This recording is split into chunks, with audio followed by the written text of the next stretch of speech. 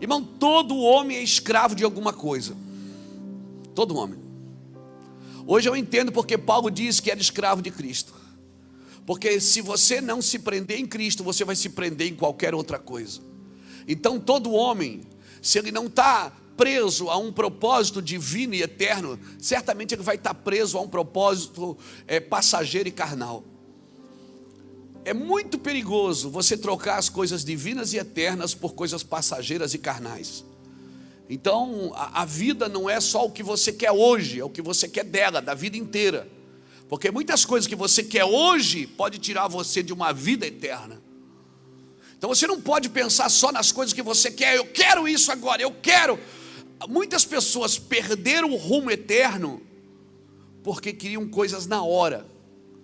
E a vida com Deus é uma vida desenvolvida. Amém? É uma vida desenvolvida.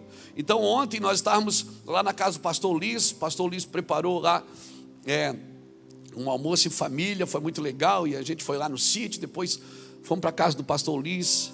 Foi muito legal com alguns irmãos e alguns amigos. E a gente estava contando nossos testemunhos, né?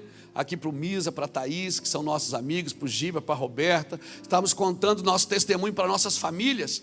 Contando nosso testemunho. Contando das coisas que a gente ganhou, que a gente deu. Quando a gente ganhou, diz assim, é lindo, é meu. Meu Deus, nunca tive isso. E Deus diz, dá para o fulano. E a gente deu, e contando assim as experiências que a gente teve de ganhar uma coisa e dar para alguém, de ganhar outra coisa e dar para alguém. Assim, sempre foi, a nossa casa vive isso com meus filhos até hoje, com as netas, e nossos pastores, muitos dos nossos pastores são assim, desprendidos totalmente, assim, é uma coisa tremenda de se viver. E o Ulisses falou uma coisa ontem na mesa, que nós inclusive já falamos sobre isso aqui, mas ontem despertou na mesa, e alguém pode se perguntar, peraí, vocês não pensam na velhice?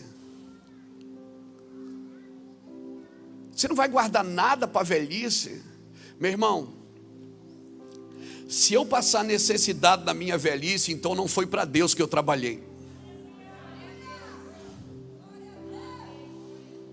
Se nós passarmos necessidade na nossa velhice, não foi para Deus que trabalhamos. Não foi. Sabe por quê? Salmo 37, 25 diz assim: eu fui moço e agora sou velho, mas nunca vi um justo desamparado e nem a sua descendência mendigar o pão.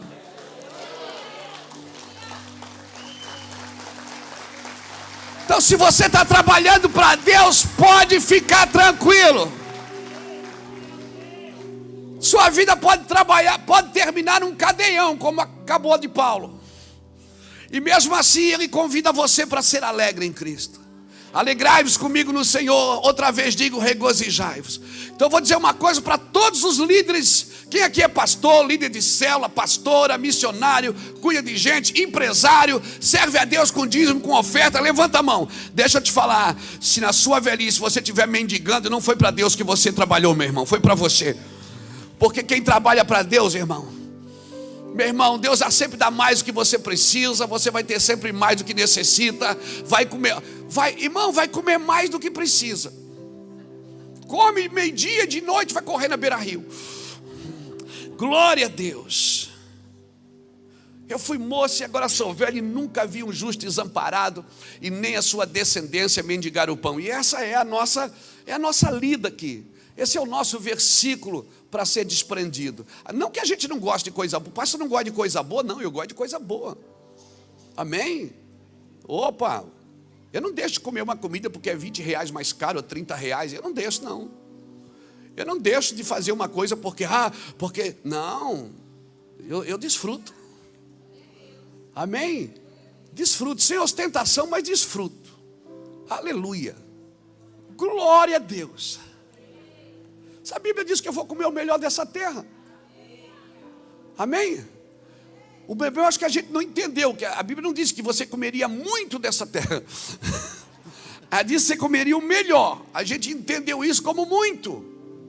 E ó, o negócio está ficando grande, Jesus.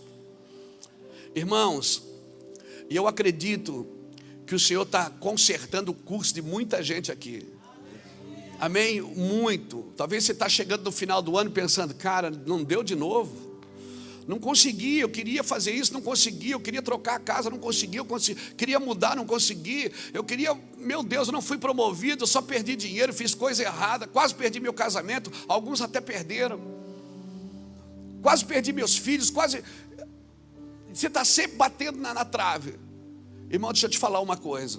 Paulo Júnior, do Sal da Terra, um precioso homem de Deus, ele diz uma coisa interessante. Ele diz assim, para ouvir o anjo de Maria, que traz esperança, você não precisa estar dormindo, você precisa estar acordado. Mas para ouvir o anjo de José, que vem para consertar o rumo, consertar o caminho, às vezes Deus tem que te botar para dormir, para você poder ouvir o que Deus quer. Tem gente que não ouve o que Deus quer porque não para ouvir o que Deus quer. Está sempre querendo que Deus fale na sua movimentação. E Deus não vai falar na sua movimentação. Deus não fala na sua movimentação, querido. Talvez Deus tenha que botar você para dormir. Maria, ela pôde ver o anjo acordado. José teve que dormir e sonhar. Por quê? Para Deus consertar o curso. Tem muitas pessoas que para consertar o curso, Deus precisa colocar ela para dormir. Amém, irmãos? Se você está marcando, anotando, escreve isso aí, porque isso é importante e vai te ajudar. Nós perdemos mais os propósitos de Deus por empregar as nossas forças do que desistir por nossas fraquezas. A gente perde mais o propósito de Deus por colocar força humana nele do que desistir dele por nossas fraquezas. Presta atenção nisso, querido. Às vezes o Senhor precisa parar a gente para a gente ouvir. Mas às vezes a humanidade ela prefere mais uma religião do que um relacionamento com Deus. Relacionamento com Deus, cara, você vai ter que ser livre de algumas opiniões pessoais. Você vai ter que ser livre, inclusive, talvez de teologias que te aprisionam, que não te deixam entender Deus de amor, Deus Pai, que não te deixam entender. Amém? Obrigado pelo seu amém tão espiritual. Glória a Deus. Aleluia. Baixa um pouquinho para mim. Mas pastor, eu vou buscar Deus e na presença de Deus, irmão. O pecado entrou no jardim, num ambiente que Deus estava. Num ambiente que Deus vinha todo dia. Amém? Num ambiente com Deus. O ambiente onde Deus estava diariamente, esse pecado entrou ali e afetou toda a humanidade. Então deixa eu falar uma coisa para você, que talvez choque você, mas eu vim para te chocar hoje mesmo. Porque eu não vou sair da cama cedo para ouvir Deus falar, quero repartir com você. Irmãos, não é o pecado do mundo que afeta a igreja. É o pecado da igreja que não transforma o mundo. Como é que é? É o pecado da igreja que afeta o mundo. Porque Deus colocou a igreja na terra para ser modelo. E se você não for modelo, você se torna presa. Então, mas não podemos deixar o mundo entrar. Meu irmão, a igreja está na terra para ser modelo para o mundo. Se ela não for modelo, ela vai se tornar presa. A gente quer cuidar das coisas do céu, aprendendo com as coisas da terra. A gente quer administrar, por exemplo, a igreja com uma cabeça humanista, com uma cabeça de negócios. Eu não posso, porque eu estou aqui administrando corações, pessoas. Pessoas não são coisas. Pessoas são pessoas. Coisas, elas te seguem, pessoas não. Deus mandou as coisas te seguirem. Deus mandou você seguir e cuidar de gente, não de coisas. As coisas, elas têm que ser administradas. Elas têm que ser geradas, elas têm que ser protegidas, ok? Mas o meu trabalho como igreja é cuidar de gente. Amém? Amém? Só que eu tenho dificuldade de cuidar de gente que não concorda com o que eu concordo. com a fé que eu comungo. E nós não aprendemos que naquilo que concordamos, honramos, mas o que não concordamos, respeitamos. Porque igreja é isso. Isso, aquilo que nós não concordamos, nós respeitamos o ser humano. Amém? Amém? Nós precisamos, como igreja, se você quer viver um 2022 saudável no Senhor, você precisa entender que Deus, Ele me salvou, Ele separou quem eu era daquilo que eu fazia. Se você não separar as pessoas do que elas são, daquilo que elas fazem, você vai estar sempre julgando as pessoas, se elas merecem ou não o seu amor por aquilo que elas fazem, não por aquilo que elas são. Eu sei que é difícil. Quem falou que era fácil? Não é fácil, meu irmão. Obedecer a Deus não é fácil. Se eu perguntasse aqui para você, o que é que derrubou as muralhas? Foi aquele grito? As muralhas de Jericó? Foi o grito? Ou foi o silêncio dos 6 dias? É um conjunto de coisas. Por 6 dias Deus manda eles rodear a muralha e ficar em silêncio. No 7º Deus mandou gritar. Então, a obediência de um dia era diferente do outro. Imagina a pessoa ficar 6 dias fazendo a mesma coisa. No 7º Deus diz, agora vai mudar, agora vamos gritar. Não, peraí, o Senhor mandou fazer assim, agora o Senhor mudou? O Senhor mudou. Quem não muda é nós, porque nós somos religiosos. A religião está impregnada na nossa mente. E aí quando Deus diz, agora você vai fazer assim, você diz, está amarrado. Não faço assim porque eu sou... Pedro mata e come, não como, eu sou crente. Eu não como coisa imunda. Mas Pedro, quem mandou você chamar de imundo o que eu santifico?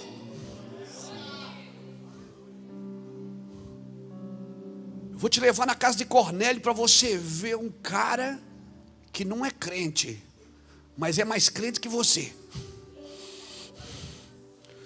Vou te levar na casa de um cara que não foi no templo, mas me adora, dá esmola, cuida dos seus funcionários, abençoa a sua família. E Pedro foi lá e ficou assustado, porque quando ele chegou na casa de Cornélio, a célula estava pronta, estava tudo pronto ali, o grupo de convívio, o PG. O PG de Cornélio estava de pé. Cornélio estava lá, esperando Pedro entrar, e Pedro com tudo pronto, todo mundo pronto. Pedro entrou e ficou assustado, porque ele era um judeu na casa de um ímpio, de um gentil. E Pedro ficou ali. Sabe quando você vai sabe quando você vai na festa da família que não comunga da sua fé? Que eles ficam bebendo lá e você fica, sangue de Jesus tem poder.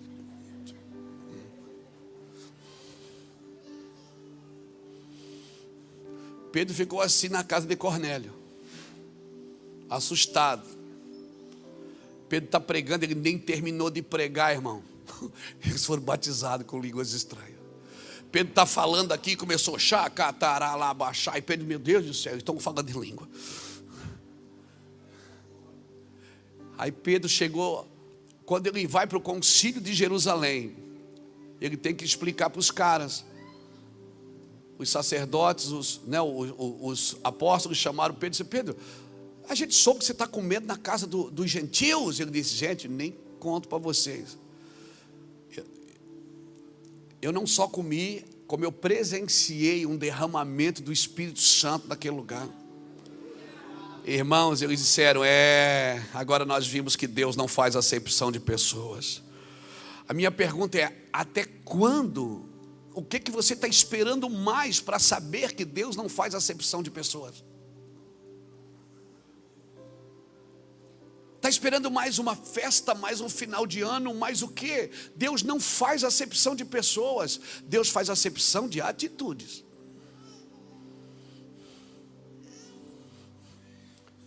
De pessoas não. Deus quer salvar a todos. Irmão, o que derrubou a muralha aquele dia não foi só o grito do 7º dia, foi o silêncio dos 6 dias, foi essa conjuntura. Quando foi para ficar em silêncio, eles obedeceram e ficaram. Quando foi para gritar, eles obedeceram e gritaram. Quando foi para entrar e guerrear, eles obedeceram e guerrearam. Então o que derrubou a muralha foi fazer o que Deus mandou, ficar em silêncio quando era para ficar em silêncio e falar quando era para falar. Pastor, e como é que eu sei disso? Quando você for tentado a falar, fique em silêncio. Quando você for tentado a ficar em silêncio, fale. Quando você for tentado a aparecer, se esconda. Quando você for tentado a se esconder, apareça. Lute sempre contra a sua alma, porque ela vai sempre lutar contra você. Pegou? Sua alma vai querer brigar? Saia. Sua alma vai querer sair? Brigue. É para ficar em silêncio? Como é que eu sei disso? Você vai saber. Irmãos, quem vive na alma está sempre fazendo o que a alma quer. E a alma quer isso. Quando nós lemos 2 Timóteo, Paulo chamando de Timóteo de meu filho, e falando sobre isso, dizendo, olha, presta atenção no atleta, presta atenção no lavrador, presta atenção no soldado. Eles estão lá lutando por alguma coisa. Irmãos, deixa eu usar mais um texto, mais um personagem bíblico aqui. Abraão, ele não conquistou a terra conquistando a terra.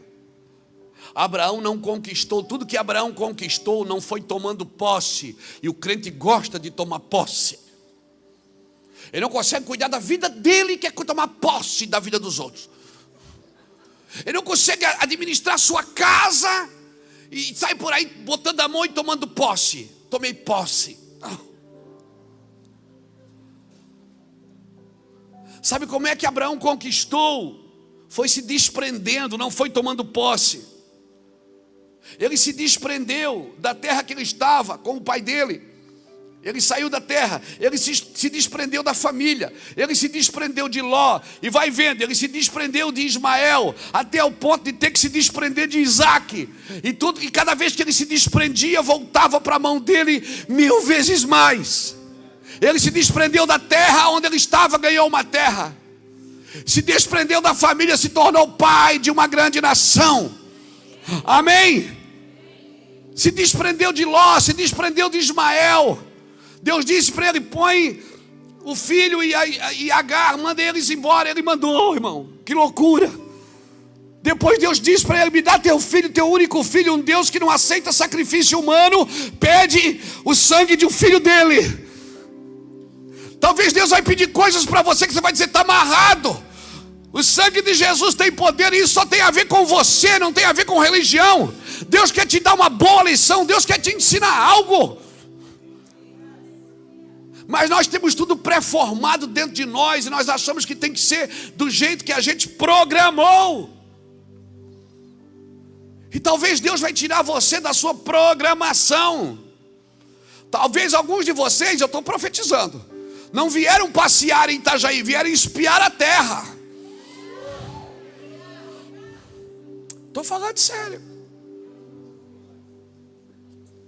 Talvez alguns de vocês precisa entender que à medida que você vai se desprendendo, você vai avançando no reino. Só tem uma forma de avançar no reino, é se desprendendo da terra.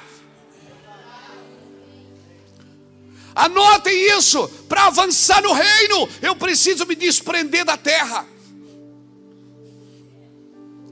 Eu preciso viver o reino de Deus. Diga comigo assim, levante sua mão e diga comigo, a divindade de Cristo. Irmão, essa é a primeira noção que eu preciso ter do Evangelho. Tudo que Deus faz e fez era bom. Deus espera que você valorize isso, porque tudo que Deus faz é bom, é bom. A gente quando cria alguma coisa, a gente cria para aprovação de alguém. Deus não cria para aprovação humana, Deus cria para descoberta humana. Quando Deus cria algo, Ele cria com o intuito de você descobrir isso, de você achar esse lugar. Amém, irmãos? Eu preciso entender o Jesus, filho de Maria, filho de José, mas eu também, nós vivemos o Natal, o Jesus que nasceu, mas eu preciso entender o Jesus divino, a supremacia de Cristo. Amém? E Paulo usou esses 3 exemplos aqui. Paulo diz, olha, presta atenção no soldado, presta atenção no atleta e presta atenção no lavrador. E qual é a lição que eu aprendo prestando atenção nesses três modelos aqui? Soldado, atleta e lavrador. Só tem uma lição no meu coração, ou seja, todo esforço dedicado será recompensado. Todo esforço dedicado será recompensado, ainda que você fez na ignorância, ainda que você fez sem entender o valor da obra que você está inserido, mas Deus vai recompensar. Irmãos, quando Paulo usa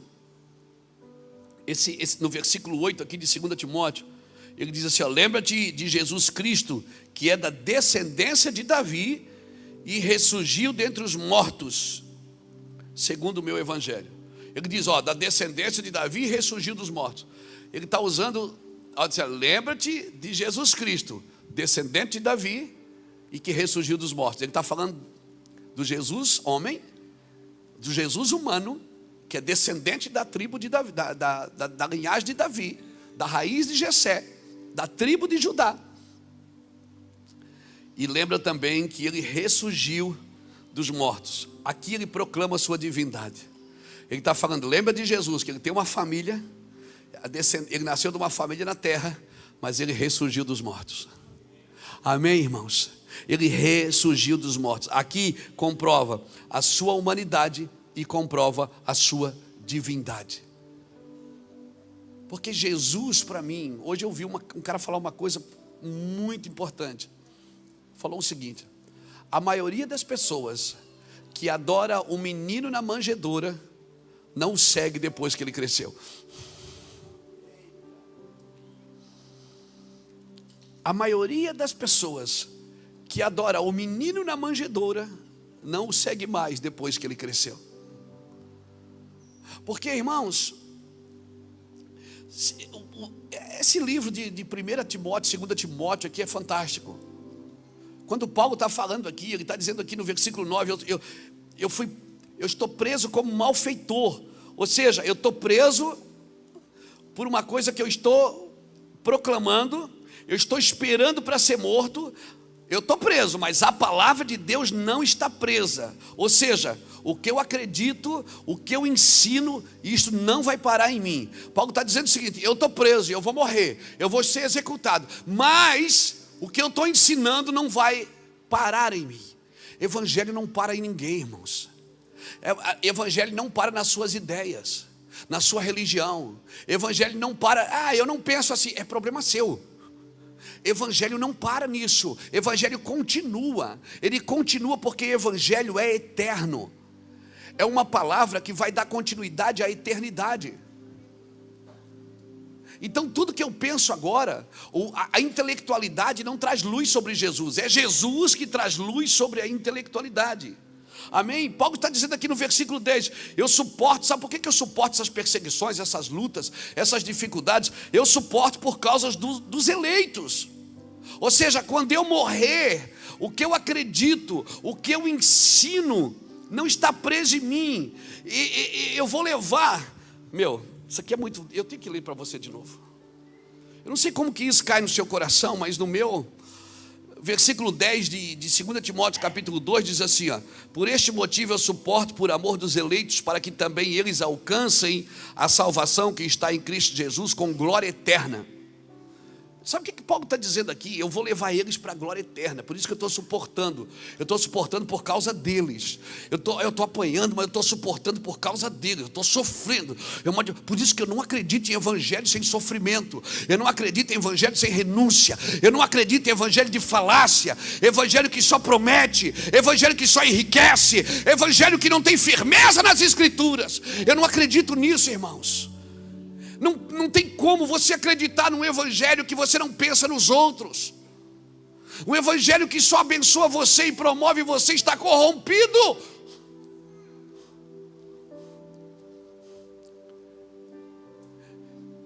Evangelho que anuncia só a mim. Evangelho precisa pensar em alguém. Você tem que ter lágrima nos seus olhos por causa de alguém, meu irmão. Dá um glória a Deus, pelo amor de Deus.